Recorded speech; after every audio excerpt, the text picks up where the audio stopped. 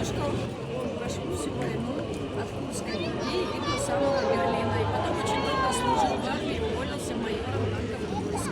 Был командиром танка. Почему я вышла на этот бессмертный полк? Почему мы все каждый год выходим?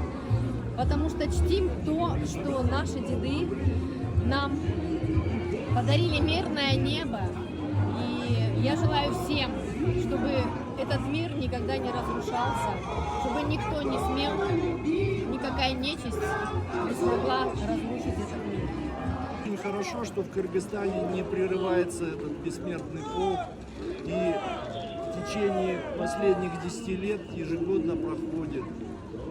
Благодарим руководство страны, что с пониманием относится к потомкам ветеранов и не забывает память наших предков.